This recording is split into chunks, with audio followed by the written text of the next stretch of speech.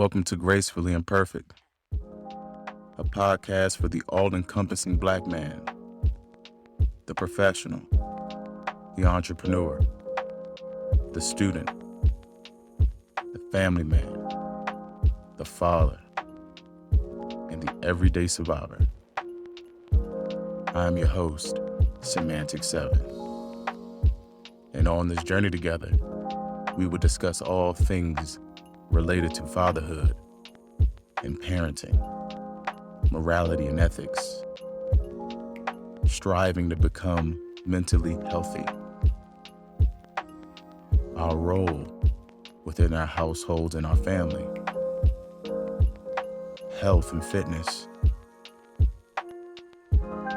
and I dare not to forget, there will be a lot of sharing of our personal developmental stories that have shaped us to who we are today. So let's go on this journey together and center our consciousness, relax our mind. Off we go to the depths below.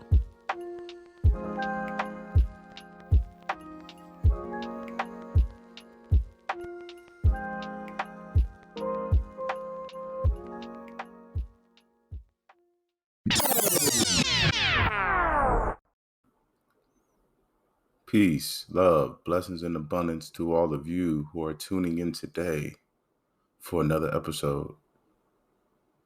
I'm grateful and appreciative for all of you who have chosen this podcast out of the thousands of podcasts that are in your respective listening platforms. I also am very grateful for the support that you guys are giving to the podcast. Just know that this podcast is not for me. It's not for my legacy. It's for the people. It's for the everyday survivor, the all-encompassing Black man, and all those individuals that the Black man impacts and affects and learns from. So I do not take any episode for granted. I do not take the podcast nor this platform for granted. And I hope that through my work, that all of you would just see how serious and how passionate I am about this, spreading the message about mental healthiness, learning from our experiences, learning from our Black women who are a steady and constant resource to us all. Using what we learned, whether it's from past trauma, past adversities, from reading, from doing, from writing, from meditating, reflecting, praying, social communication, peer development, mentorship, whatever your source is for acquiring knowledge, and synthesizing all those different elements of learning and knowledge into a product that is useful for you. And that is where wisdom becomes crystallized. So let's continue. Let's make this a community and make this a family and make this a system and a network, more than just a podcast. But it's going to take all of you. And hopefully what I'm doing resonates with you and it's impactful to you, to entice you to become more involved with this podcast. And if not this podcast, you find something else that is more beneficial for you, your loved ones, your family, and your spirit. I'm so happy to host another episode of Poetic Prose Monday. I love Poetic Prose Monday. It's my favorite. Poetry is my life. It gives me fuel. It inflames that internal flickering flame in my heart and in my spirit. And I just love sharing the experiences, my reflections, my insight, my interpretations of the world through poetry. But before I get into the Poetic Prose Monday, I want to express my deepest compassion and my deepest love, respect for all those that were affected by the Buffalo Race Massacre. The last episode or 2 episodes ago, I did a call to action, preserving Black lives. If you did not check that out, I highly, highly suggest that you go and listen to that. I'm not preaching, I'm not providing a news update, but I'm using the situation of what transpired, this tragic, traumatic situation. And I came up with 3 ways that how we can start protecting ourselves and our family better without joining an organization, without joining an association. 3 practical, pragmatic ways. And I just want to say to all of those who are affected by the Buffalo Race Massacre that you are in my heart, our heart. There's not a day that goes by ever since that happened on May 14th that I do not think about it. It is an absolute abomination for anyone to go through that. And I know, I know hatred, extremism, domestic terrorism, racial discrimination, racial bias, racial targeting, all that is deeply cemented into the fabric of what we call America. And it's going to take a lot of eradication, a lot of cultural shifts, a lot of mentality and mindset shifts in order for long-term, permanent social change to occur.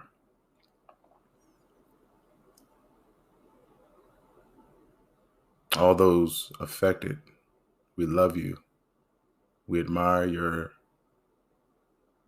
vulnerability during this time. Some of us could even fathom losing a loved one the way you all lost a loved one. And I just want to say is that we share in your pain. We may not understand it wholeheartedly and fully and wholly, but we share with you your grief, your pain, your suffering. We love you, Buffalo. We love you, families. We love you, Black martyrs. And we pray that God continues to push you all forward, fortify you with safety and strength to withstand any storm or season, and give you all the love, care, support, and overabundance of love, care, and support to get through this tragic, tumultuous, grief-stricken time.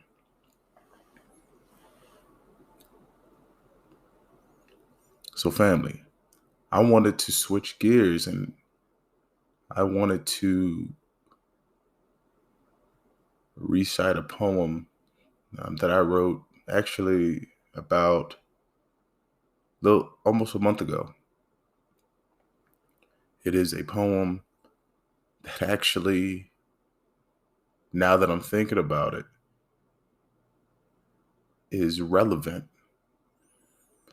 to this tragedy at the Buffalo Race Massacre. But at the time that I wrote it, the Buffalo Race Massacre did not occur. And again, for every Poetic Prose Monday, I recite a handcrafted poem. And then I'll go into the creative process. And sometimes the creative process is a little bit more involved and robust than others. And my belief system is that by doing this, those who make the determination and the decision to listen will get a bird's eye view, will get the front row seats to the production process behind the scenes. How many times does a director or a producer takes you behind your favorite show and say, this is what a day in the life is all about. This is what preparation, conceptualization, planning, processes, systems are in place and all about. I would love to get in the real nitty-gritty about every single poem that I write. There's just not enough time for that. And I also got to see that there is an actual hunger for that. And I would love to do that. So I will give you all a very cursory understanding about what it took to get from construct or idea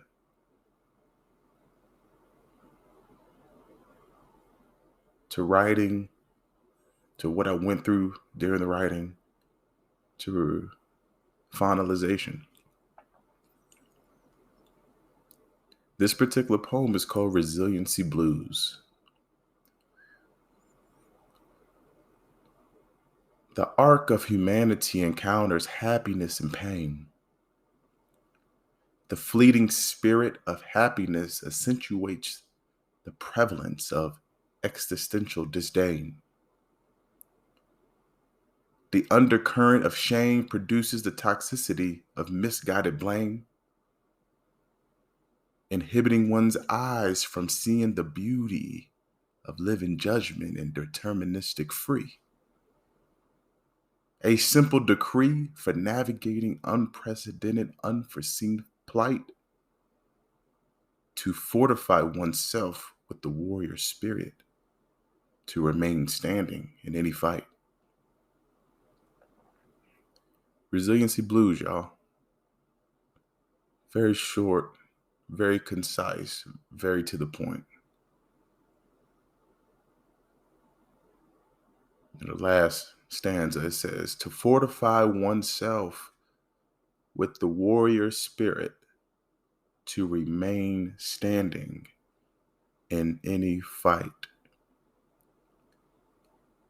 How many of us can relate to being knocked down so many different times, but getting back up to stand up for another round or 2 or 12? And heck, we may get knocked down again, but we continuously get back on our feet and look at whatever obstacle, trial, trauma, adversity directly in the face and say, you will not prevail. You will not submerge me in despair. I will overcome. And I may come out on the other side with wounds and scars and lacerations, but I will come out more liberated. How many of y'all are still fighting today? Whether that is internally, racial injustice, police brutality, white supremacy. You're fighting for career advancement, career growth. You're fighting to keep your family system in place, intact, free of dissension and discord. You're fighting to keep your marriage cohesive, thriving, functional. You're fighting to keep your children from being influenced from the social environment that we all know can be extremely toxic, with frivolous intentions and information and knowledge. Whatever you're fighting for, you're not fighting alone. And so when I wrote this, I was actually at a park with my children after school. They are having loads of fun. They are enjoying themselves thoroughly. And I ended up finding out that my niece, that she was in a hospital. Now, I'm not going to disclose her medical condition of what led her there, because I respect her privacy. She was in the emergency room due to feeling pain over the weekend, and she finally identified that, okay, this pain is it's beyond excruciating. It's reaching that threshold that I can no longer just deal with this by myself. I'm going to need medical professional to evaluate this. When she went to the ER, multiple tests were done. She was seen by a physician. I think she stayed for 2 nights. And I had the privilege of talking to her on the phone. She sounded she didn't sound sad or in sorrow. She sounded very joyful. It comforted me to know that even though that she was in the hospital, and for me, and a lot of Black folks, we typically, there's a stigma that is placed on hospitals, especially for those who have lost a lot of loved ones in a hospital setting. Not saying that they're an evil place or there's insidious activity taking place, but when you go through bereavement in a hospital for so long, for so many times, you typically associate a hospital or anyone else going to a hospital with a worst case scenario lens and mindset. And so that's the bias that I was coming into this conversation with her with. And just the tonality of her voice, the self-assurance that I'm going to be all right and everything's going to be okay.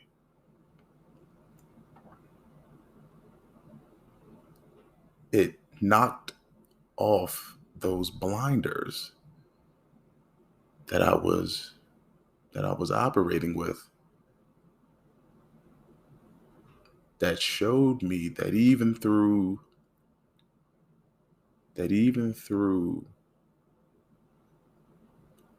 medical issues, medical problems, being in a discomforting setting and state, that we are so strong and we are so resilient and we can still prevail. And it has to do with that mindset and that mentality shift. She could have been down and out. She could have been severely stressed and overwhelmed. She could have been stricken with anxiety and despair and worry. But in that moment, she radiated and exuded determination, equanimity,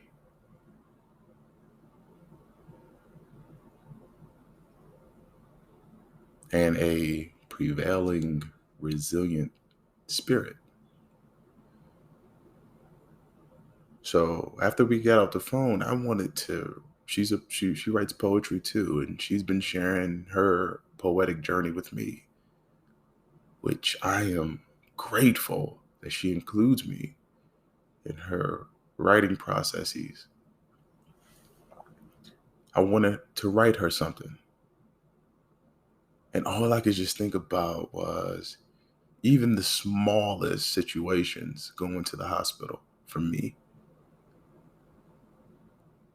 I get I get extremely overwhelmed.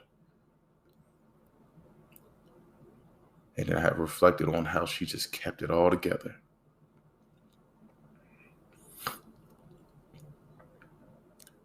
And so I opened up my notepad and I wanted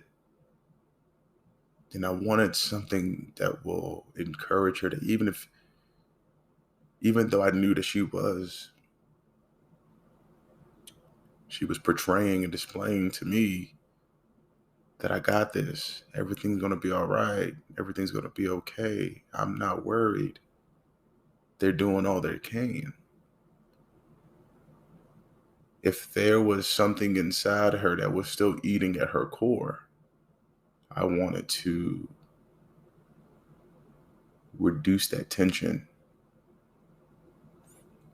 And so that's where my mind was when I wrote this, was to help her internally and mentally and psychologically cope with being in the hospital.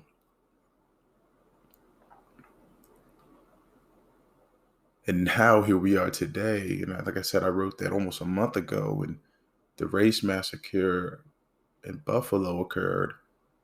And this same poem that I wrote for my niece can be applied for that specific plight that all those Buffalo families and residents and extended family members are going through.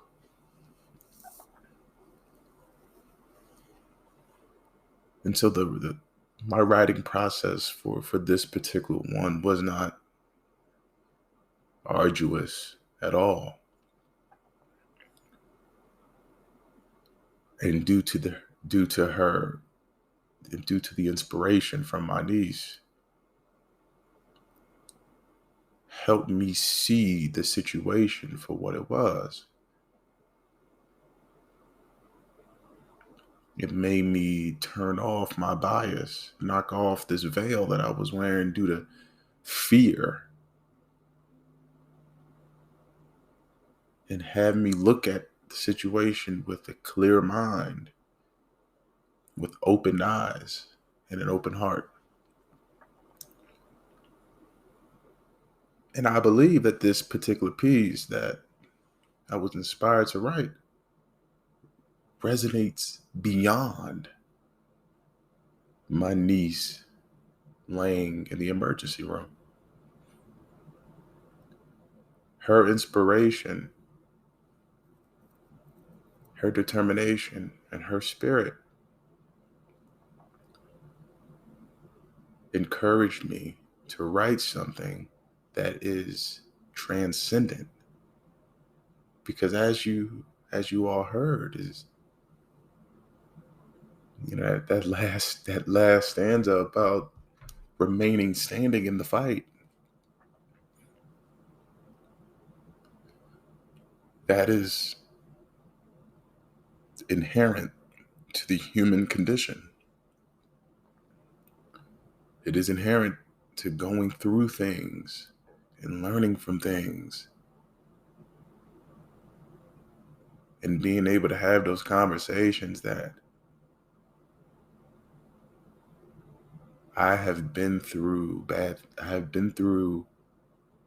stuff. I have seen bad stuff. And even though I'm still experiencing it to a degree, and I'm still going through it and I'm still seeing it to a degree, I withstand the storm. And I'm in a new season in my life. That's what it means to remain standing in the fight. So I want to thank my niece for showing me the way, for being vulnerable during that moment, for being emotional during that moment, and showing me through my bias just how imperfect I was in that moment for her. And I love her for that. And I love anyone that I encounter that makes me look at the situation or encourages me to look at a situation for what it is.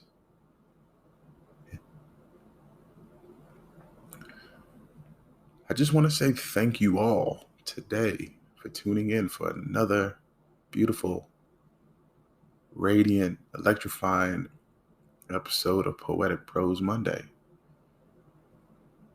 I hope all of you can resonate with this poem, that you can reflect on this poem, and you can ascertain the meaning for you in your life, within your circumstance, with your specific context. And I also pray that you all are maintaining a high level of vigilance, safety, security, situation awareness as you are traveling here to there, from one place to another.